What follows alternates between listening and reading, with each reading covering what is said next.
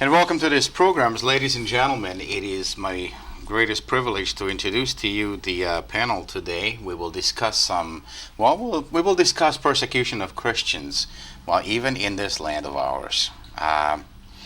There is various persecutions that we will address in this program, and to help me do that today, my guest immediately to my left is Reverend Tristan Emmanuel.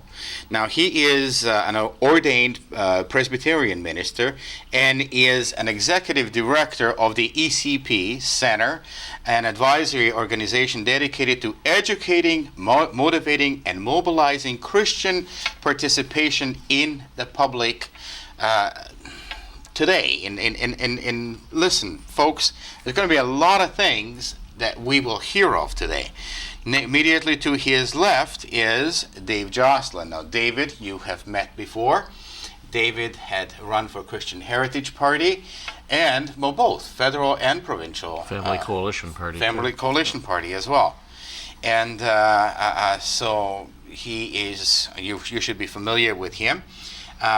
He will be very much helping to discuss these issues that are before us. Reverend Emmanuel, if I may, I'll start with you. What is ECP? Tell us. Well, ECP is a short form for Equipping Christians for the Public Square. Okay. And the idea behind this organization started about 2 years ago. Was I'm a pastor, and my love and my passion is in the gospel ministry. I want to see people come to know the Lord Jesus Christ. But I sense that there is a great inability for Christians to step outside their church, outside of their faith community, outside of their families, and be able to dialogue with a fairly populist, secular, pluralistic, multicultural society. And there's a great deal of fear of how do I take that faith of mine and present it into this broader culture in a way that makes sense, and at the same time, while making sense of what I believe to the culture, defending some core values, some core principles that don't seem to be step with the secular culture. So that was the idea behind Equipping Christians for the Public Square. Awesome. All right. Reverend Tristan is also, a writer, shall we say. He's an author. He had written a book. Folks, this is interesting. You might want to write for this. You might want to ask us about this. You may want to approach him. There is a phobia about Christians in this country of ours, and we are aware of some of those.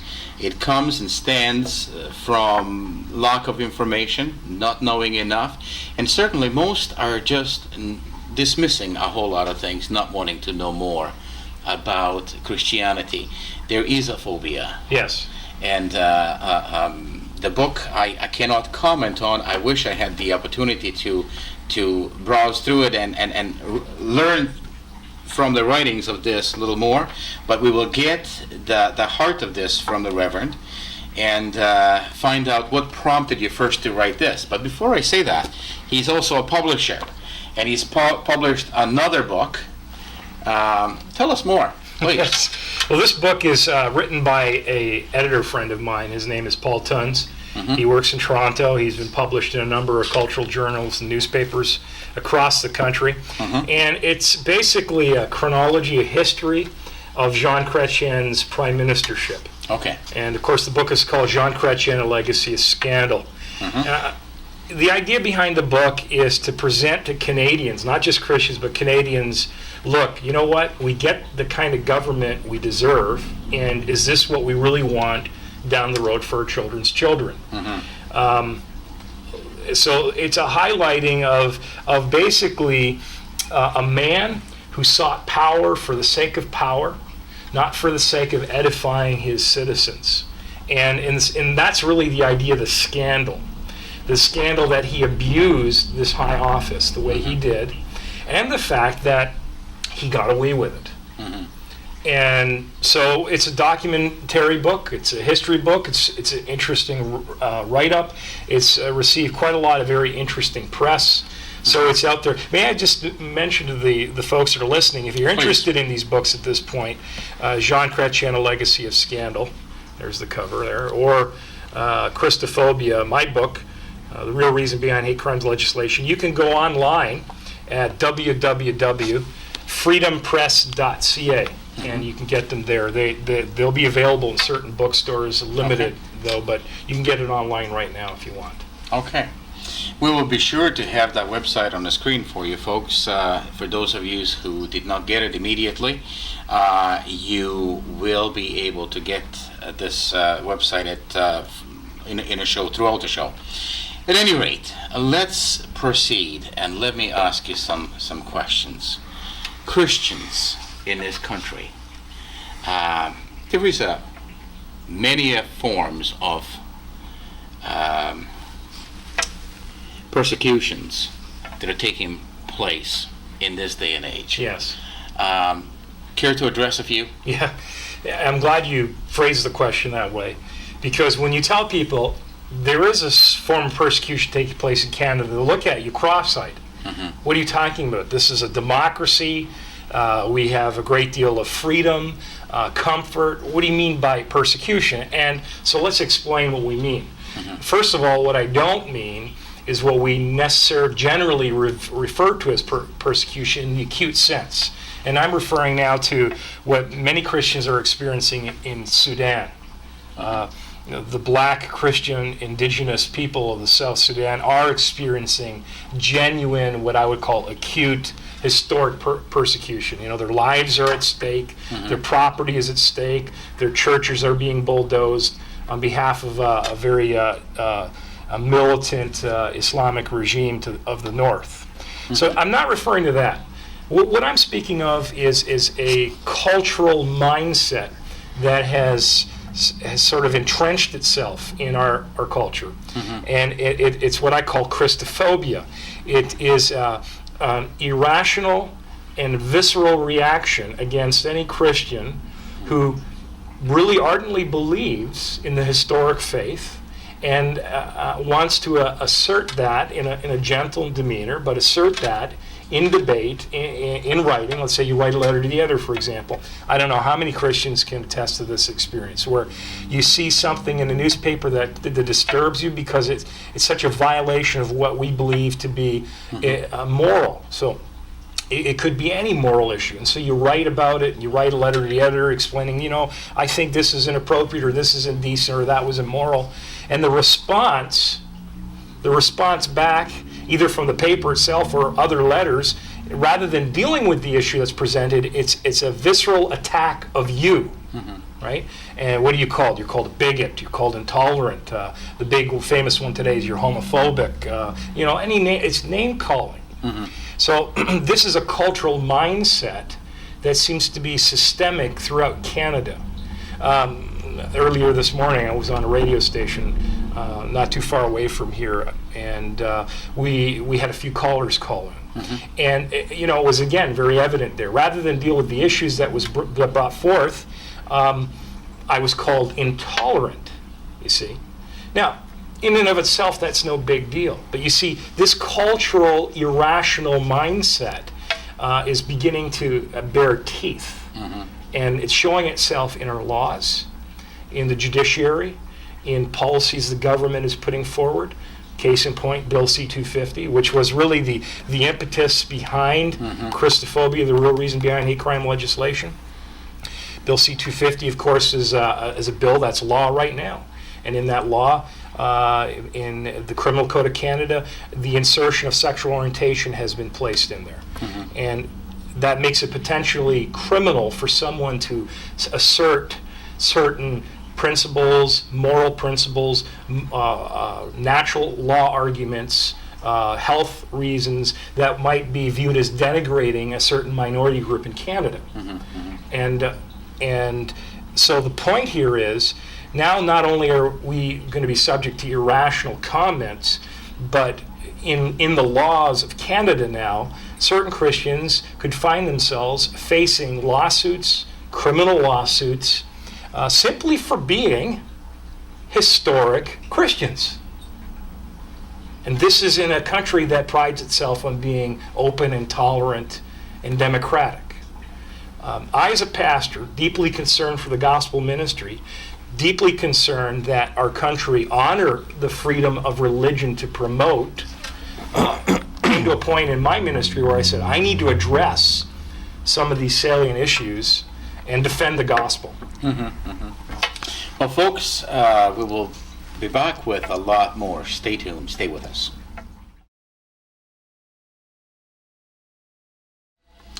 And welcome back, folks. My guest today is Reverend Tristan Emmanuel and, of course, David Joslin right next to him.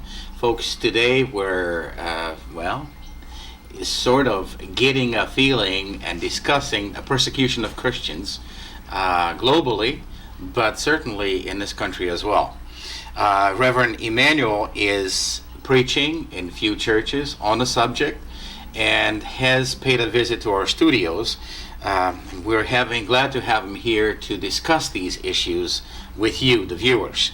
But now, David Joslin, this is not something that is new to you. I have heard you in your campaign mention a whole lot of issues that we're discussing today. Your feeling on the subject? Well, it's interesting. I was on the talk show with Tristan this morning, and one of the callers on the show, a lady, really thought that we were making a mountain out of a molehill. Well, these minorities have their rights, but you Christians, you don't need to worry because you have your rights too.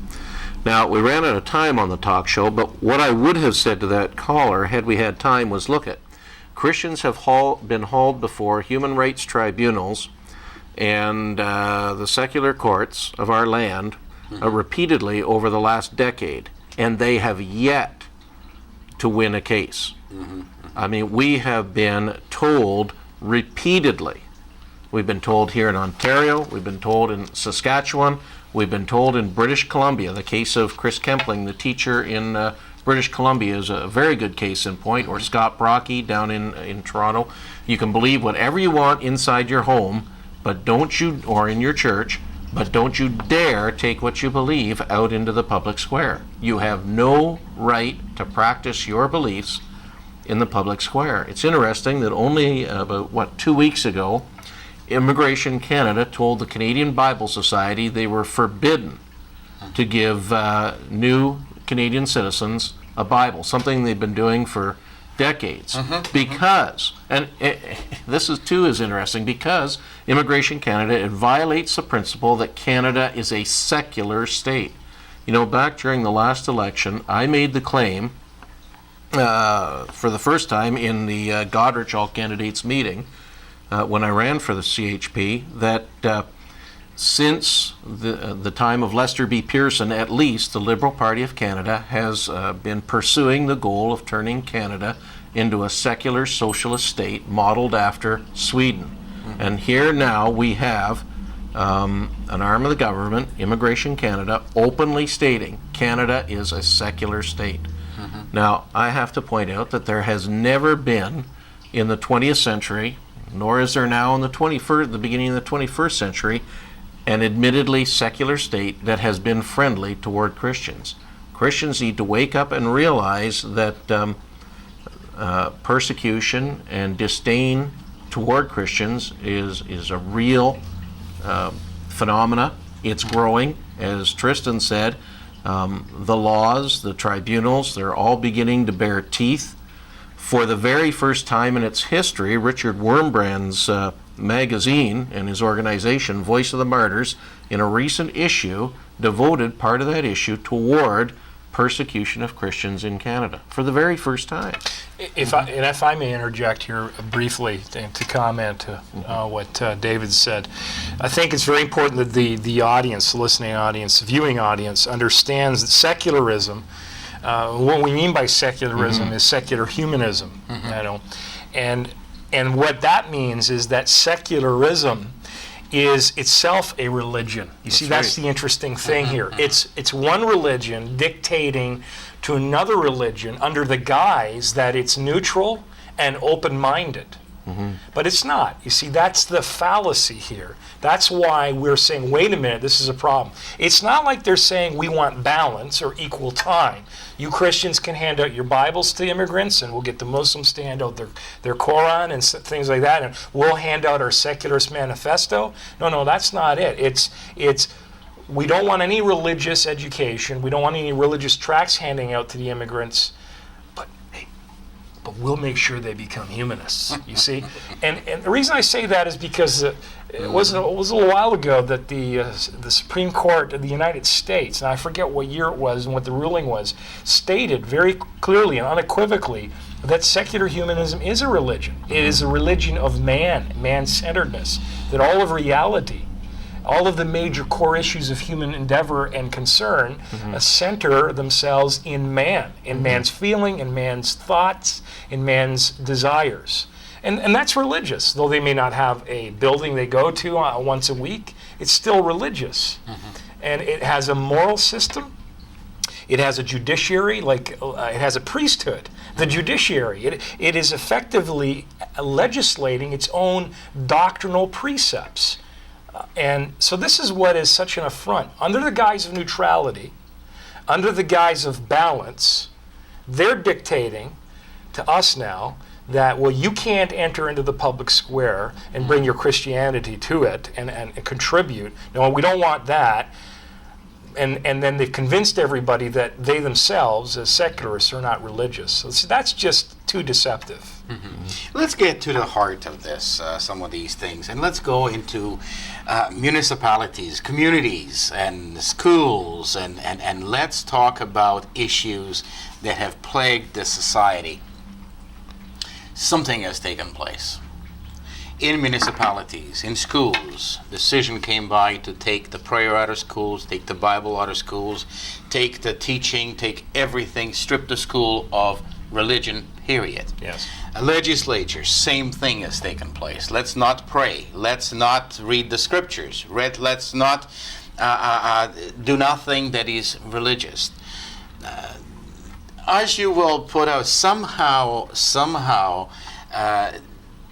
what has replaced that has caused a grief, and I believe that society today is watching what this revolution, if you could call it that, is bringing us today. Children are by far, well, let's just us, our generation, go back at 20, 25 years. The freedom that kids have today to tell an officer of the law off is amazing. It's surprising. I wouldn't dream of that when I was a youngster. Yes. You know what would happen. Yes. But today, in a home, a child can tell the mother off, parent off. There is no discipline. There is no. Where am I going with this? I think our morality has depleted. Yes. Our social fabric is well, at best, disappearing to there's no standards no more, That's no right. principles. That's right. And somehow society, I dare say the viewers will agree, at least in this community here, that our social fabric is washing away quickly. And we have turmoil and trouble today that we did not deal with years ago. Yes. So tell us more. You're sort of an activist in this. You're trying to bring this to surface that Christianity had been attacked in many arenas. Yes. Well, it's very important that Christians understand that the concept of religious freedom today in Canada really is a facade. You may feel that you're free to do whatever you would like. You may feel that you can assemble freely. You may feel that there's still a semblance of morality, but it is a facade. A case in point, and then I'll get into specifics. Okay. Case in point was back in spring. I was out in Calgary speaking at a fundraising dinner for a young minister who works in a youth center in Calgary, ministering to teen gays and lesbians. And he had been ministering to these youths who had left home and their life was in disarray and turmoil, and they'd embraced the homosexual lifestyle. And of course, he was presenting the gospel in all of its beauty and glory. But there were certain teens that weren't sure they liked what they're hearing. So what they did is they took his teaching to the local gay and lesbian activist organization, Calgary, and sort of said, hey, this is what this guy is teaching. Well, one of the lawyers at the University of Calgary got wind of this, to make a long story short, and decided to prosecute him. And he took him to the Alberta Human Rights Commission. So what's happened right now is this man is awaiting a trial that could cost him $5,000 simply because he was sharing the gospel with teens who were struggling with their sexual identity. Now, that's not the point. That's just the setup. So here I am at this fundraising dinner to raise money to help pay for his legal bills. I mean, this is unbelievable, right? In Canada. But here I am raising money for him. And there's about 50 of us, mostly elderly. We'd rented a room in a fairly high-priced hotel, private, exclusive in that sense. You had to come by invitation only. We figured there was security. And as I was sharing with the audience what was happening, I kid you not, in-stormed 20 gay activists, surrounded this entire room, and started screaming at us for 20 minutes. About how we're bigots and we're full of hate and go this, go that, and swearing at us and swearing at our faith. And I'm looking around going, what happened to the hotel security? What's going on? This is allowed, So anyways, I brought the group together and I figured, look, I told them, don't engage them. They're not here to dialogue. They're here to antagonize and intimidate. Okay? So first of all, this is, according to our law, the Law Code of Canada, that's a criminal offense. Did you know that? Now, most Christians don't realize that to bust into a private assembly, especially if it's a religious assembly, now, mind you, it specifically states it has to be worship service, but nevertheless, it's the same idea. It was a private gathering, and our Constitution apparently guarantees us the freedom to assemble. And here walk in these stormtroopers from the gay activists surrounding the group, screaming and intimidating, mostly elderly. They'd never witnessed this before. Mm-hmm. Well, to bring this to a conclusion, that following day I was on a Christian television station out there, the Miracle Channel in Alberta, and we were talking about this. And in phoned a number of Christians who said, well, what's the big deal? So a couple of gay activists came and stormed in your room and started calling you names. Well, so what? We're supposed to experience name-calling for the sake of Christ. And it dawned on me. You see, we don't understand freedom. Now, right, they're right. I wasn't physically harmed. I'm a fairly big guy. I'm 6'2", and I'm not going to tell you my weight, but I didn't feel afraid, okay, in that sense. But that's not the point. You see, the reason why our forefathers came to Canada was to get away from that kind of behavior under socialist and communist regimes in the old country, where you weren't allowed to gather peacefully and share your faith because you would be afraid of some kind of stormtrooper knocking down the door and intimidating you. And when I heard these Christians calling in saying, what's the big deal? I realized that most Christians today do not have the faintest idea what freedom is, and neither do they value it anymore. If they're going to bust in on a fundraising dinner like that, what's next? Our church service? And you see, the thing that's so hideous about this is though the police were called in and though they took a statement and though they swore to us that they would press charges, they only went after one guy and the rest of them got off scot-free. Now I'm thankful that one of the men was charged with a criminal offense. But there were 20 of them, you see. And it took an awful lot of pressuring to get the police department in Calgary to pursue this. And the reason for the hand twisting, in a sense, is because a couple years ago, the Calgary Police Department had raided a bunch of bathhouses, and that created a lot of bad press. And so they were a little gun shy, as it were. And so they figured, we'll let this go. So that's one example of a cultural mindset that is facilitating a type of persecution. Busting into somebody's private meeting and intimidating and screaming at them is a form of persecution. Can I just run with what Tristan has You sure brought can. up? You sure can. But gentlemen, we'll take a short recess, Okay. short break here, and we'll be right back after this. And welcome back, folks. We are discussing the persecution of Christians, even in this country. And, folks, it's a sobering fact that this can actually happen in Canada. But, you know, by conversing a little bit and learning some things, I can understand what Reverend Tristan Emmanuel is trying to get across. But David, I have rudely interrupted you before the break. I want you to continue, please. Such things are necessary, I know. Well, what I was going to point out, Dan, is that your viewers might be saying, well, look, okay, this is fine and good. Christians are having a rough time of it, and I'm sorry about that. But how does that affect me? I'm not a Christian. I don't go to church. You know, I go and play a ball game on Sunday, or I go out to the golf course. Why should I be concerned? Well, the answer to that is that it is not just the liberties of Christians that are under attack. Or let me put it this way, in a very general sense, genuine, God-given, very legitimate liberties are under attack or have already been eliminated in Canada. At the same time that minority groups are being granted what I would call bogus rights and liberties. Now let me give you an example of what I mean. It is a principle, not only a biblical principle, but a principle of English common law, the legal system that founded this country, that human beings have a right to defend themselves against an aggressor. And you will find that, for example, in Blackstone's commentaries on the laws of England in Book 1 under the rights of persons. But try doing that in Canada today.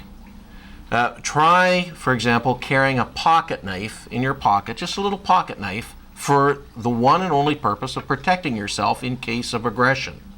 If you are stopped by a police officer, and if you admit that that is the reason why you have that pocket knife on you, you will be charged with carrying a concealed weapon. A woman who is at a distinct disadvantage against a male rapist or mugger is not even allowed in Canada to carry, let's say, a can of mace or a can of pepper spray with which to defend herself. Some of us remember Linda Shaw, who was raped and murdered on the 401 a number of years ago. How much different would that outcome have been if she had been armed, ready, and willing to defend herself? And yet, Canadians are told, not just Christians, but Canadians are told repeatedly, and they were told that by representatives of the main political parties in our riding in the last federal election, you do not have an inherent right to self-defense or to own a weapon in pursuit thereof. And so here's a fundamental right that is being denied while bogus rights are being granted. There is a man right now, a very mild, humble man, a Lutheran Christian named Bruce Montague, who, because he refused to register his firearms, he's a paper criminal, has been treated by the Ontario Provincial Police as if he is the worst terrorist that ever came to Canada. He was jailed for 11 days. Police officers in the community that know and respect Bruce have been forbidden to come to Bruce's defense. The OPP and the Special Weapons Force ransacked his house. They tried to have him committed to jail without bail for the 2 years that it may take his case to come to trial. And for what? Because Bruce refused to register his firearms. At the same time, a man with a huge amount, Canada's largest amount ever discovered of child pornography, vile child pornography, was sentenced to, 9 months or 14 months house arrest in his $700,000 mansion in Toronto. You see, the problem is that when a society is moving towards totalitarianism, the idea that the state is the all in all of life, crimes against the state, such as Bruce is now judged guilty of, are always considered more serious than crimes against persons or property. And it is basically acceptable now in Canada to kill and to rape, but not to buck the state and refuse to register your firearm. So all Canadians should be concerned about the loss of legitimate civil liberties. There's a big move on in Canada to legalize euthanasia, which Holland did a number of years ago. Well, I just read recently that the euthanasia laws that allow active euthanasia, assisted suicide in Holland, which started off with adults, are now going to be allowed to be applied to children as young as 12 years of age. Now you tell me how a child 12 years of age can make a rational decision to end his or her life. You see, this is the progression. This is a bogus right, while at the same time, real legitimate rights, like the right to life, are being eliminated. And so not just Christians should be concerned about this. Everybody in Canada should be concerned about the loss of civil liberties. Mm-hmm. Interesting, gentlemen, that some of these scenarios are not public knowledge. I dare say that public at large will not be informed of all these things that are before us, and certainly judiciary system and all this that is in place. I mean, we hear after the fact things do happen, and then we're sort of grossed, and we're going, how could this happen in Canada? But that's a great point, and in the sense that you would almost say, though I want to be careful about saying this, it's like there's a conspiracy of silence with the national media, which is one of the reasons why I did write this book.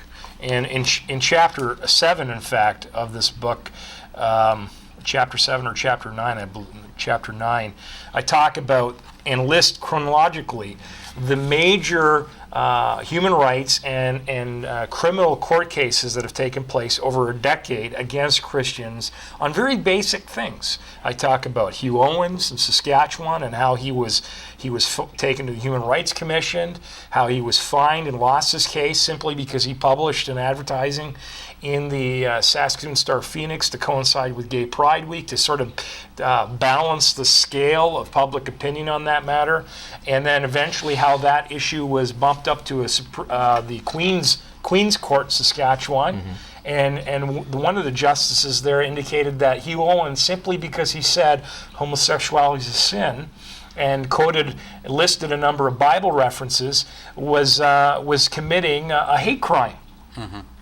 And then I talk about Scott Brocky. Most people in Canada and Ontario especially don't know about Scott Brocky's story. He's a printer in Toronto who's lost a battle both in the Human Rights Tribunal and in the Ontario Court of Appeals. It's been an 8-year struggle simply because a couple of gay rights activists came to his establishment and said, we want you to publish our stationery and our literature. And he looked at them, and he knows who they are, and said, no, I don't want to promote and produce your literature because I cannot agree with your lifestyle. It would be like saying to an Orthodox Jew who happens to be a printer, have one of these Palestinian people come who represents the PLO or whatever it is in Israel, to come to their establishment and say, we want you to print our PLO tracts. And he says, no, I don't want any part of what you're about. You're a terrorist organization. I don't want to print your stationery. I mean, that's how this is the nature of the relationship. So Scott Brocky said no to them in good conscience. I cannot print your material. I'm a Christian. I cannot. Go find another printer. And what happens?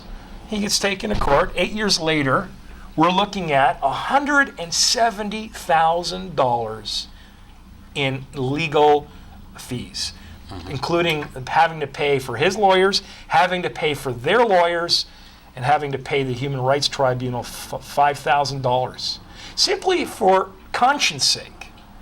And most Ontarians, forget Ontarians, most Christians in Ontario do not know that this is happening and has happened. It's going to cost Bruce Montague to fight Bill C-68, the Firearms Act. It's estimated it will cost him about $200,000 and 5 to 8 years of his life.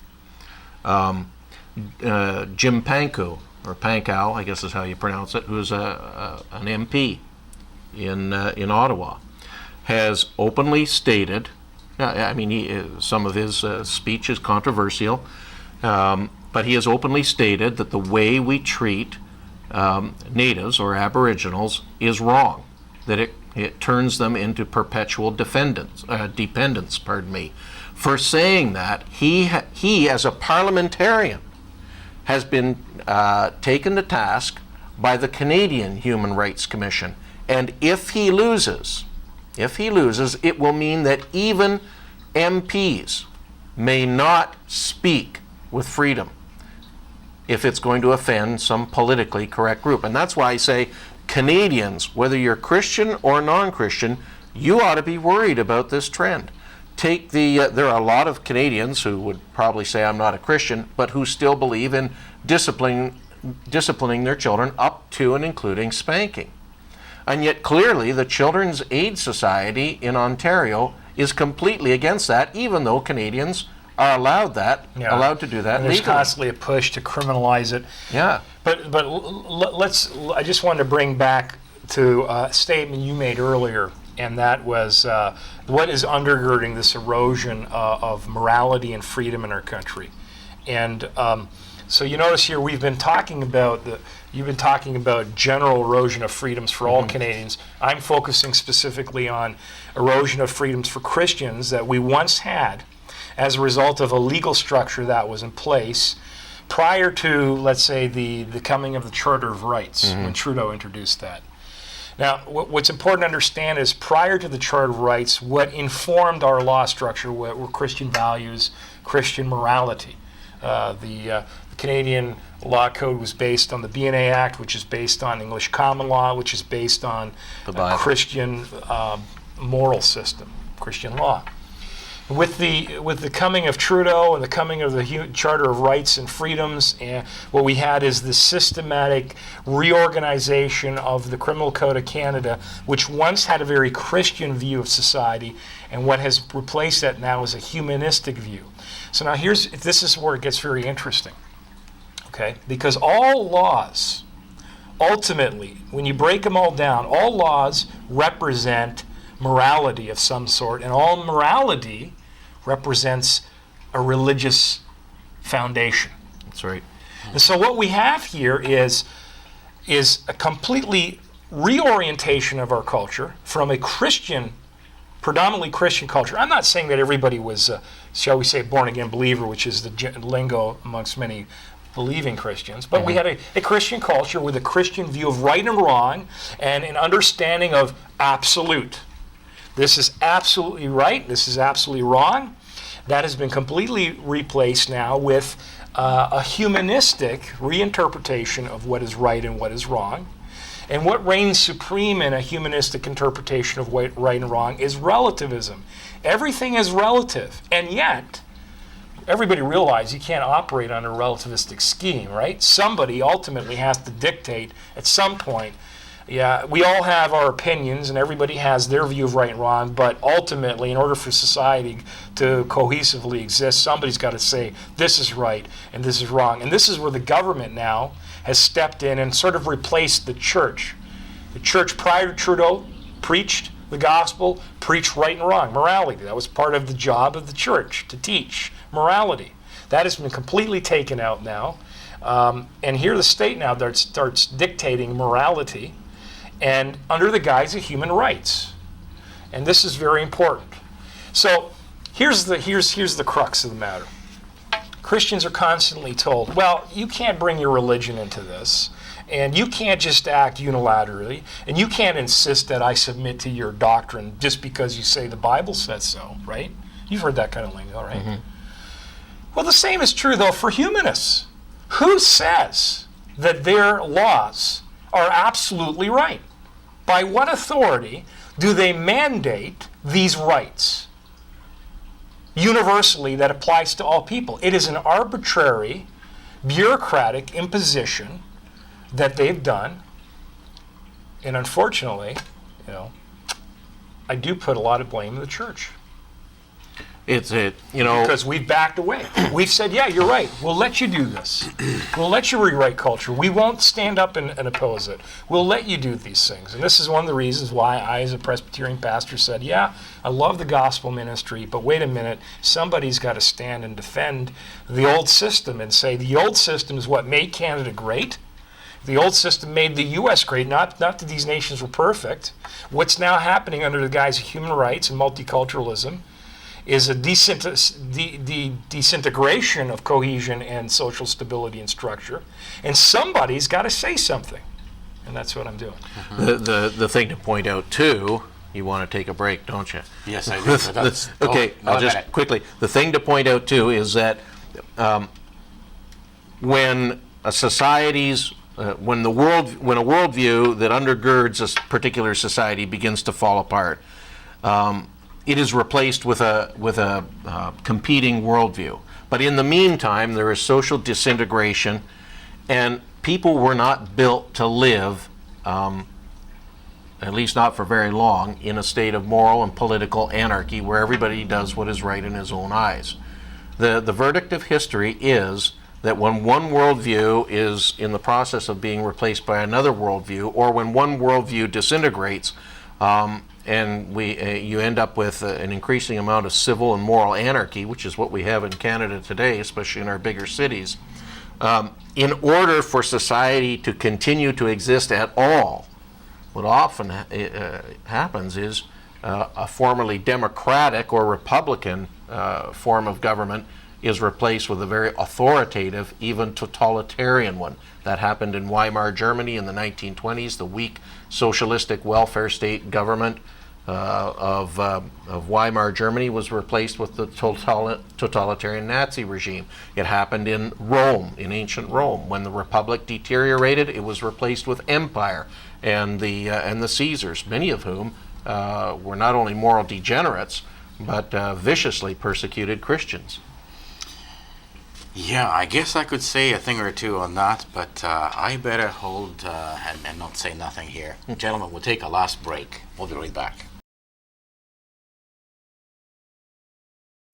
And welcome back, folks. We got about 10 minutes left in this program, and my guests are Reverend Tristan Emmanuel and David Joslin.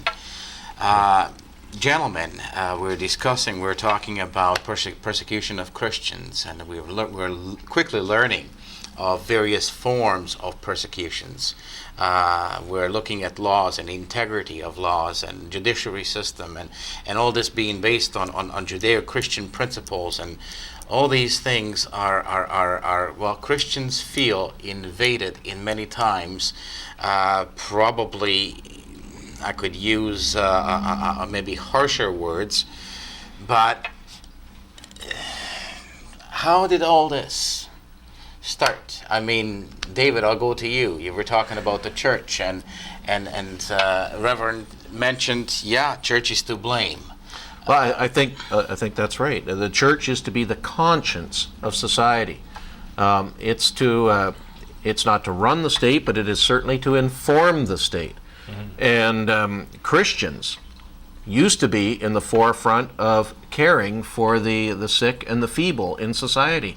And yet we allowed, as a matter of fact, I would say we actively cooperated in handing those responsibilities over to the state. Why should the country listen to us? They can get everything they need from the state anyway, and they don't have to listen to any preaching in the meantime. Now, to go to the Puritans for a moment, the Puritans were not perfect people.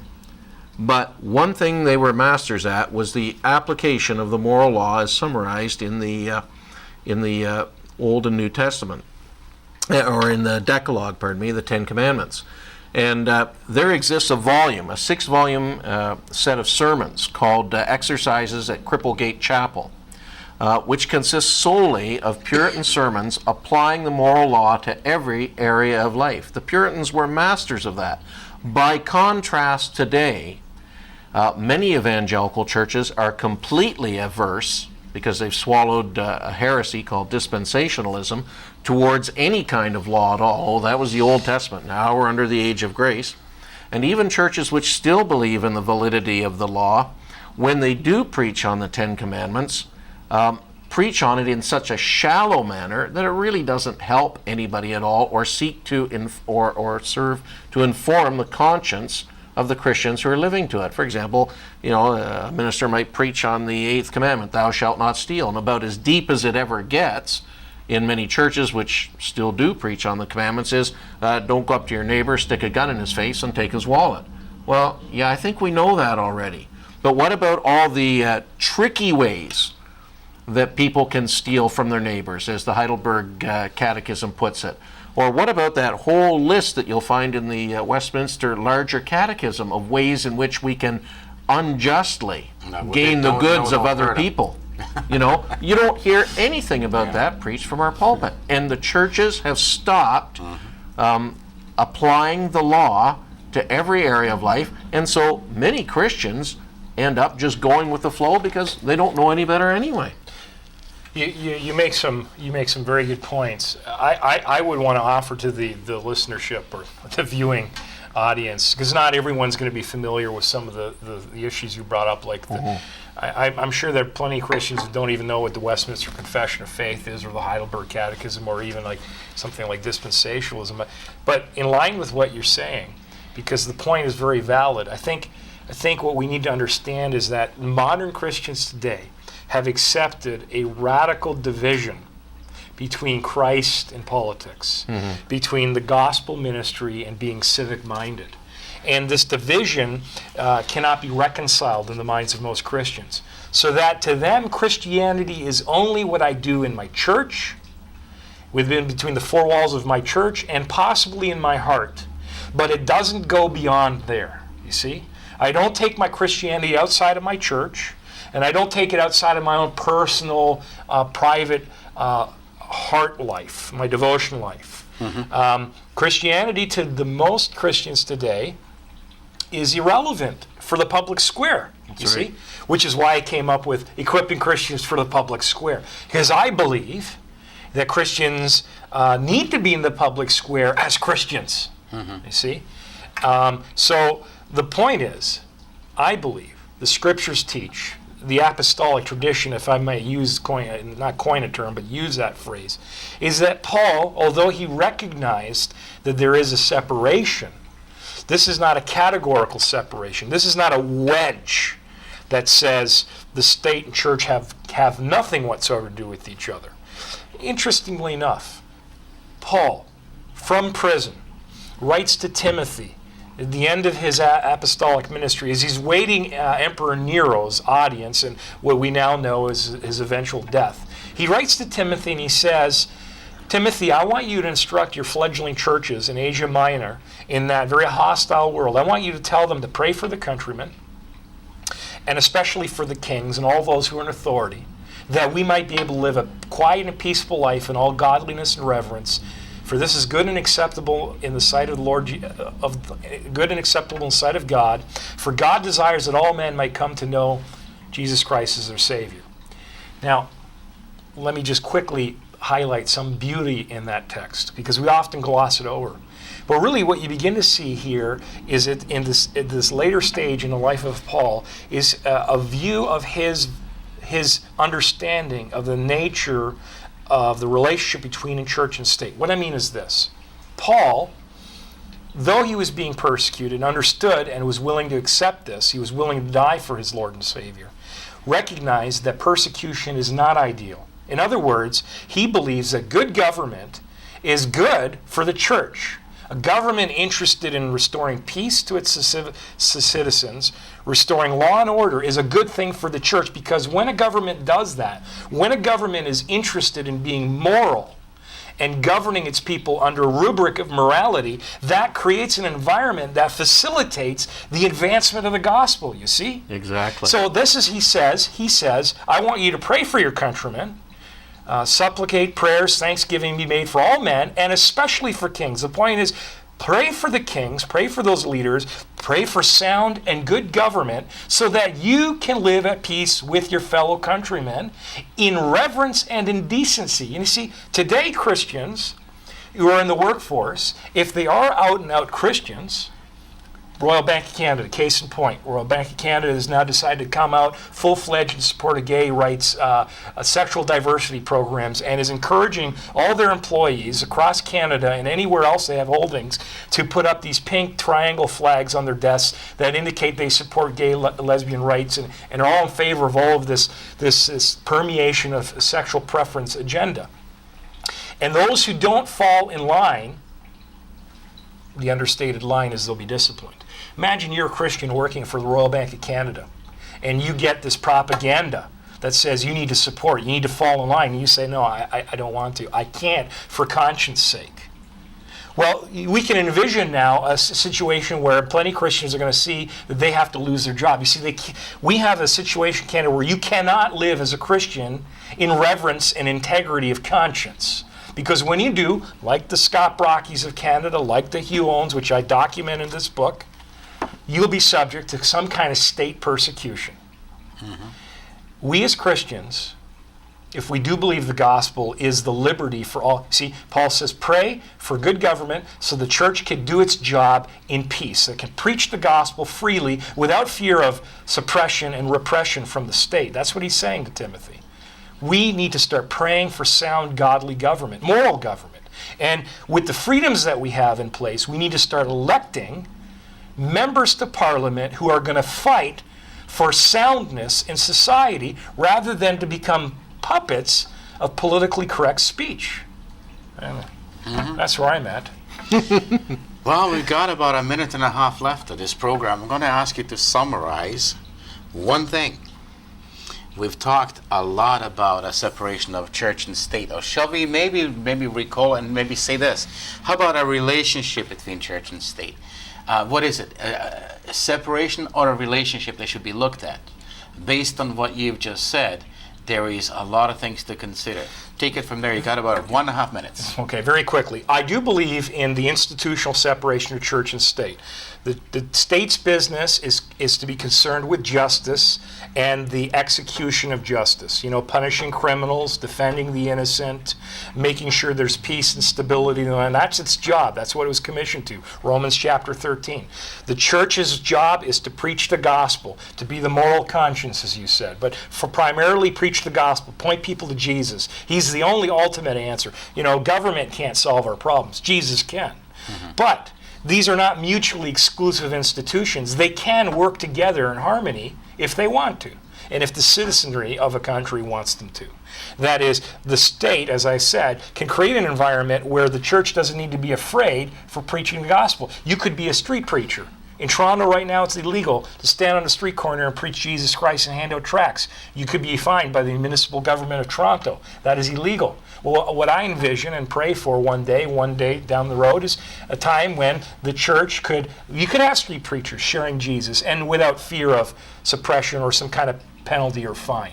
What we want is freedom of religion, especially Christian religion, to reign, because that's what made Canada a sound, great nation. It wasn't perfect, but it was great. That's where we need to come back. And the only way to get us back there is for Christians to start taking their faith seriously and take it outside the four walls of the church and bring it square back into the public square where it belongs. And it's going to cost them to do that, at least initially. Mm-hmm. There should be no illusions about that. Well, folks, the subject today was persecution of Christians. Well, in Canada, yes, we've addressed some issues and looked at some issues. And both Reverend Emmanuel and Mr. Joslin have addressed some issues that probably have enlightened us somewhat. The judiciary system and certainly the laws are unclear on some of the issues and things. And that makes it a little more confusing. I hope that a program had been enlightened to you. I hope you have learned a thing or two. Gentlemen, I want to thank you for coming on the show, and I hope you have enjoyed the show. Thank you for being with us. Thank you very much. Yes.